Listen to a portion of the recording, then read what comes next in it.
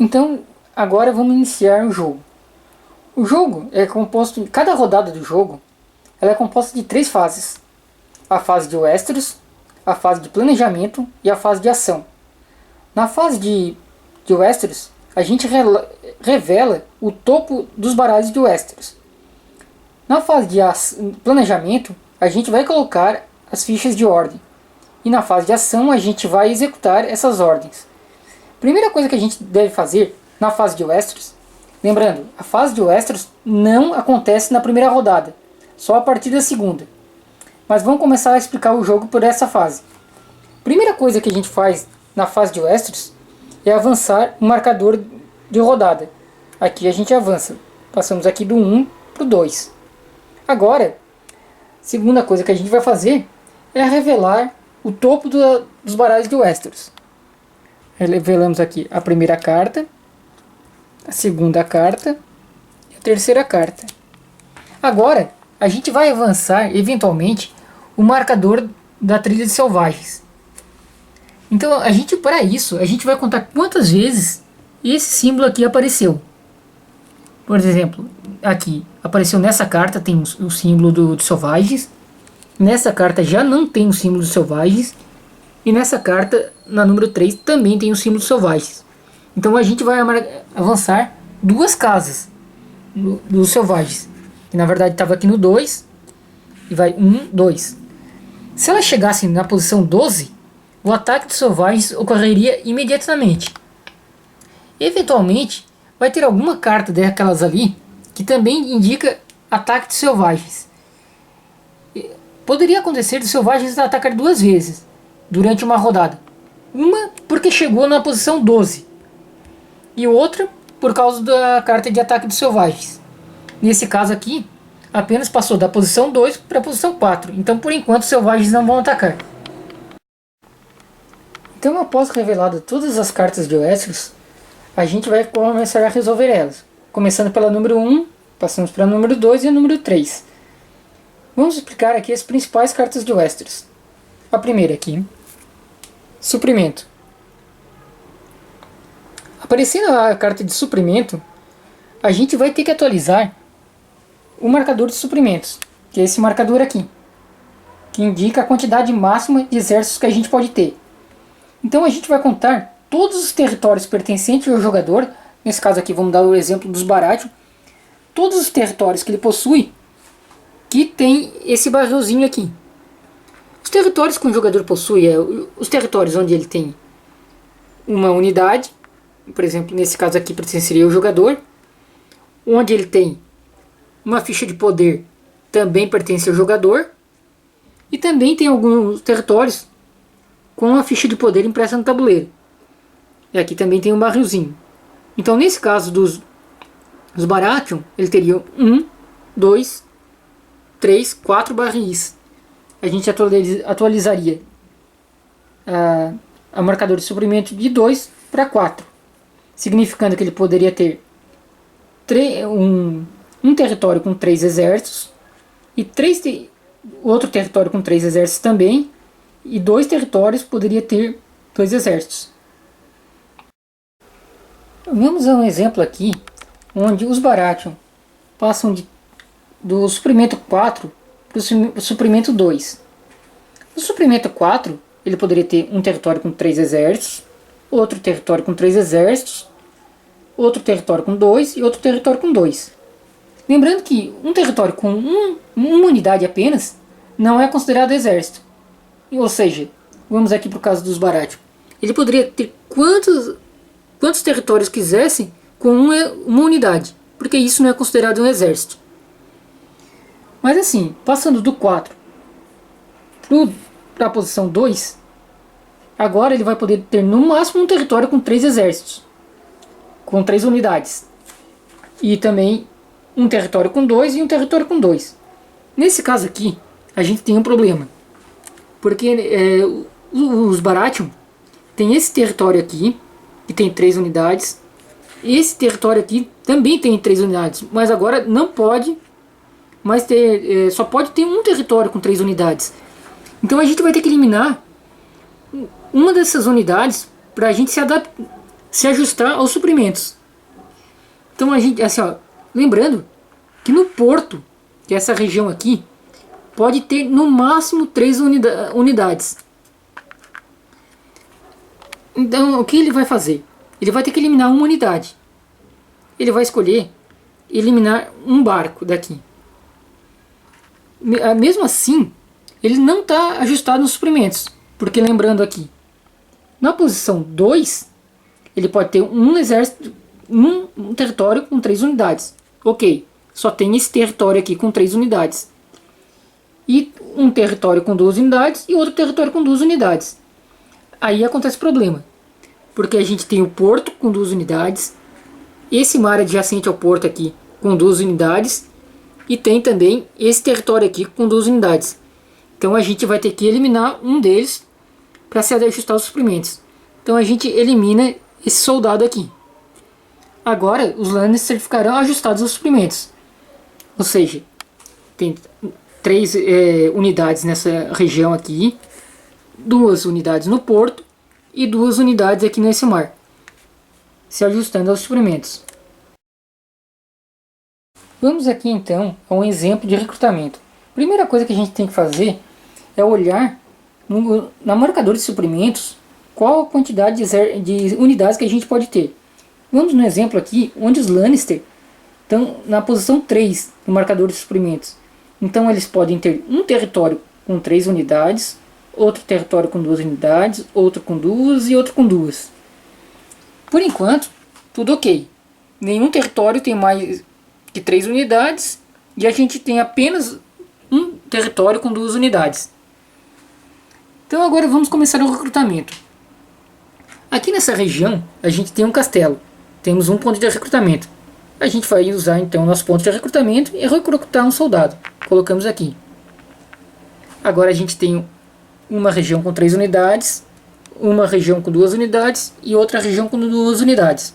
Ainda podemos ter mais uma região com 2 unidades. Agora vamos recrutar nessa área aqui de fortaleza. Aqui já temos 3 unidades. Não podemos recrutar mais ninguém. No entanto, a gente pode fazer um recrutamento na área de mar adjacente, pois aqui, nessa área, só tem um barco. Então podemos recrutar mais uma unidade. E é o que vamos fazer aqui. Colocamos um barco aqui. Então agora a gente já tem uma região com 3 unidades, outra região com 2 unidades, outra com 2 e outra com 2. Chegamos ao limite dos nossos suprimentos. Ainda temos essa região aqui para fazer recrutamento. A gente não pode recrutar mais unidades ali, mas o que a gente pode fazer é evoluir esse soldado aqui para um cavaleiro.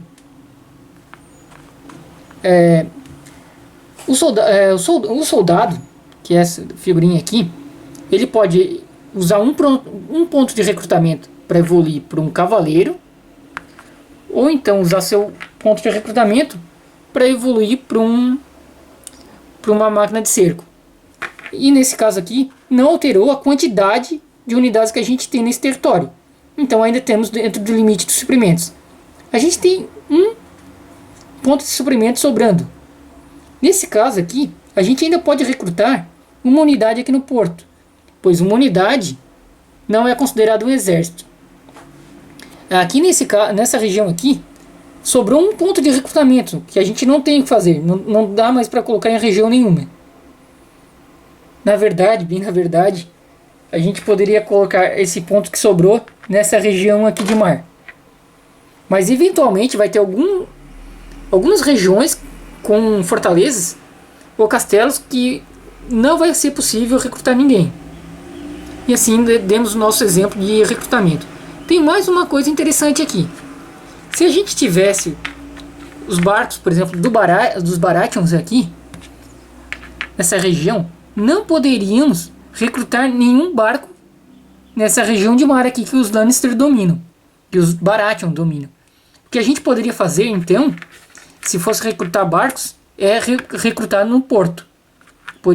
Nesse caso aqui, por exemplo, podíamos usar, se tivéssemos dentro da possibilidade de suprimentos, poderíamos recrutar 2 barcos aqui no porto. Já essa região aqui não tem porto, então ela não poderia recrutar barcos. E aqui a gente deu o nosso exemplo relativamente completo de uma fase de recrutamento. Agora vamos dar um exemplo da resolução da carta de Fúria dos Reis. Essa carta aqui. Quando essa carta na resolução dessa carta, a gente vai fazer as apostas para as trilhas de influência. Aqui nesse exemplo, vamos falar um pouquinho das trilhas de influência. Tem a trilha de influência do Trono de Ferro. Quem está na primeira posição nessa trilha de influência do Trono de Ferro possui o token do Trono de Ferro, que é esse daqui. E quem possui o token do Trono de Ferro decide todos os empates do jogo, exceto os empates de batalha. Próximo aqui é o marcador, a trilha dos feudos. Nessa trilha dos feudos, ela decide o jogador que tem a primeira posição, ele possui, aqui vou mostrar, a espada de aço valeriana. E quem tem essa espada aqui, que é o jogador da primeira posição, decide todos os empates em batalhas. Lembrando que essa sequência aqui do Trono de Ferro vai ser a sequência das rodadas. Ou seja, que nem naquela parte do recrutamento.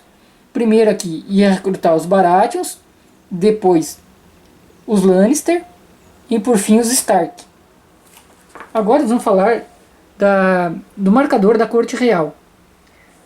O jogador que tem a primeira posição no marcador da Corte Real possui o Corvo Mensageiro.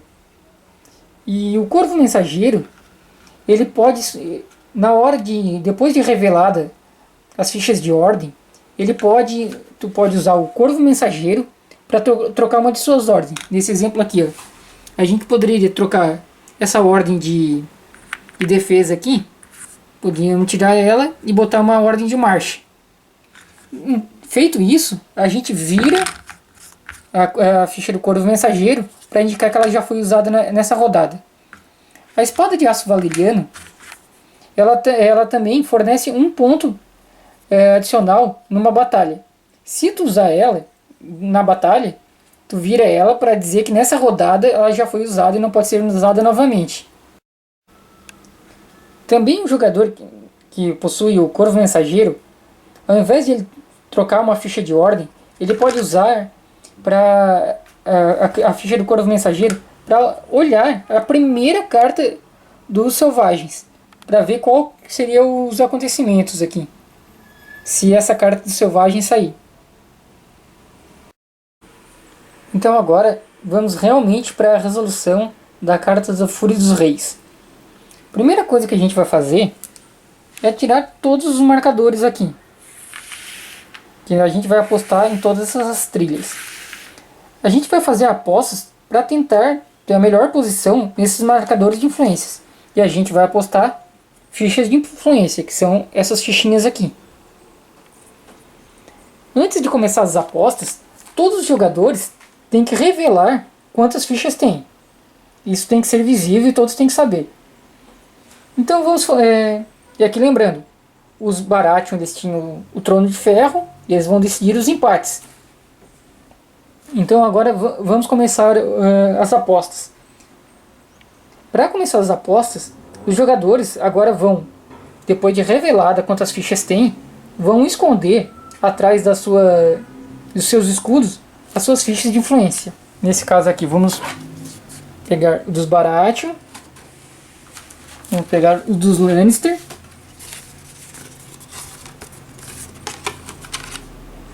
e também vão pegar o dos Stark. E agora vamos fazer as apostas. Então vamos dar um exemplo aqui da primeira rodada.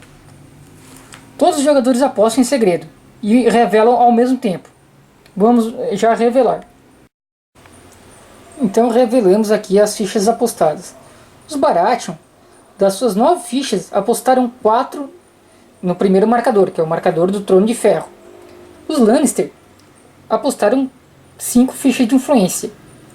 E os Stark apostaram 3 fichas de influência. Então, nesse caso aqui, os Baratheon, houve um empate entre os Baratheon e os Stark. Como os Baratheon, no momento, possuem a ficha do Trono de Ferro, eles vão decidir esse empate. E eles vão decidir ficar na frente dos Stark. Então vamos colocar os marcadores de influência. O primeiro, vamos botar o marcador de influência dos Lannister. Colocamos aqui. Em segundo, os Stark decidiram ficar na frente. Na verdade, os Baratheon decidiram ficar na frente dos Stark. E os Stark vão ficar em último na trilha de influência do Trono de Ferro. Feito isso, as fichas de influência vão sair do jogo. Vão voltar para a reserva. Vamos tirar ela do jogo.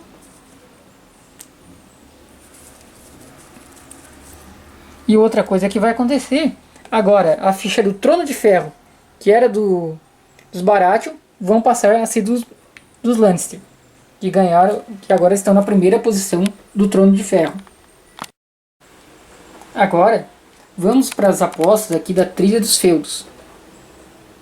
Então, novamente, cada jogador vai apostar em segredo uma quantidade de fichas para conseguir aqui a espada do Aço Valeriano, que vai decidir as batalhas. Aqui revelamos a aposta dos jogadores. Os Baratheon apostaram 3 fichas de influência. Os Lannister apostaram 1 ficha de influência. E os Stark apostaram 1 ficha de influência. Então, os Baratheon vão ficar em primeiro aqui na Trilha dos Feudos. A segunda posição ficou empatada entre os Lannister e os Stark. Como os Lannister, agora que eles têm a ficha do Trono de Ferro, eles decidem ficar na frente dos Stark. Então, eles ficam na segunda posição e os Stark vão ficar na terceira posição. Novamente, essas fichas usadas vão para a reserva de cada jogador. E vamos partir para a nova rodada de apostas, que vai ser as apostas do marcador dos feudos, para ficar com a ficha do Corvo Mensageiro. Nesse caso aqui, os Lannister levaram a espada do Aço Valeriano. E aqui reveladas as apostas. Os Baratheon apostaram 1 ficha de influência, os Lannister não apostaram nada e os Stark apostaram 1. Novamente, um empate. Então, os Lannister, como tem a ficha do Trono de Ferro, vai decidir. Como aqui tá os Stark estão lá atrás, ele decide que os Stark vão ficar em primeiro. Daí então os Baratheon vão ficar em segundo e eles, como já apostaram nenhuma ficha, vão ficar em último na trilha do Corvo na trilha da Corte Real. Então os Stark vão levar a ficha do Corvo Mensageiro. Também agora as fichas vão para a reserva. A gente pode verificar agora, revelando que os jogadores vão saber. Os Baratheon agora ainda permanecem com 1 ficha de influência. Os Lannister também continuam com 1 ficha de influência. No entanto, aqui os Stark ficaram sem nenhuma ficha de influência. E assim se deu a resolução da carta Fúria dos Reis. Foram feitas todas as apostas aqui no marcador da Corte Real. São o Trono de Ferro, na Trilha dos Feudos e da Corte Real. Agora vamos a um exemplo aqui do Ataque dos Selvagens. Digamos que a nossa trilha de ameaça dos selvagens estivesse na posição 8. E após revelar todas as cartas de Westeros, tivemos 2 cartas com o símbolo dos selvagens. Que é esse símbolo aqui. Tendo então, nosso marcador aqui vai avançar 2 posições. Nesse caso, o ataque dos selvagens vai acontecer imediatamente. Digamos que, além disso, também apareceu aqui uma carta Ataque dos Selvagens. Quer dizer que os selvagens vão atacar e eventualmente vão poder atacar de novo por causa da carta do Ataque dos Selvagens. Então, nesse caso aqui, os jogadores vão apostar em segredo suas fichas de influência. Se eles conseguirem uma quantidade de 12 fichas de influência, o ataque de selvagem não vai acontecer. Caso não consigam atingir pelo menos 12 fichas de influência, os ataques dos selvagens vai acontecer. E a gente vai revelar a carta dos selvagens. Na carta dos selvagens, a gente tem, na resolução dela, tem duas condições. Uma, quando a vitória é dos selvagens. O jogador que fez a menor aposta vai ter uma certa penalidade. E uma penalidade menor para os demais jogadores. Caso seja a vitória da Patrulha da Noite, dos jogadores, o jogador que teve a maior aposta vai ter um certo benefício. Mas vamos para essa aposta aqui. Os jogadores vão ter que conseguir 12 fichas de influência. E eles fazem suas apostas. E o que que deu? Os Baratheon apostaram 6 fichas de influência. Os Stark, os Lannister apostaram 3. E os Stark apostaram uma ficha de influência. No total aqui, temos 6, 7, 8, 9, 10 fichas de influência apostadas. Com isso, o ataque dos selvagens vai acontecer. E a gente revela, então, a carta dos selvagens. Que nos diz aqui. Vamos ver. Vitória dos selvagens. O menor apostador. O jogador substitui todos os seus cavaleiros por soldados disponíveis. Qualquer cavaleiro que não puder ser substituído é destruído. E os demais jogadores substituem 2 cavaleiros por soldados disponíveis. Qualquer cavaleiro que não puder ser substituído é destruído. Como os selvagens ganharam, houve esse ataque. A marcadora aqui da ameaça dos selvagens volta 2 posições. Se fosse os vitoriosos dos jogadores, a ficha de aqui na trilha de ameaça dos selvagens, o marcador dos selvagens voltaria para a posição 0. Continuando nesse exemplo aqui, digamos que ainda a gente tem a carta, na última carta aqui, a gente tem a carta de ameaça selvagem. Os selvagens vão tentar atacar novamente, na mesma rodada. Então o que acontece? Os jogadores apostam de novo. Eles têm que ter, pelo menos, conseguir 8 fichas de influência. Digamos que eles apostaram a mesma coisa. E então saíram vencedor. Pois apostaram 10 fichas de influência. E eles precisavam ter apenas 8 fichas de influência para sair vencedores. Então, revelemos a carta do topo do baralho aqui dos selvagens. E lemos a condição de vitória. Vitória da Patrulha da Noite. Maior aposta. O jogador move sua ficha para a posição 1 do marcador de influência de sua escolha. E recebe a respectiva ficha de domínio. Então, quem foi vencedor aqui foi os Baratheon. Eles olham aqui para a ficha de influência e eles resolvem ir para a posição 1 no marcador do Trono de Ferro. Com isso, eles vão ganhar a ficha do Trono de Ferro. E assim vão decidir todos os empates. E como saíram vitoriosos, o marcador da ameaça dos selvagens vai para a posição 0.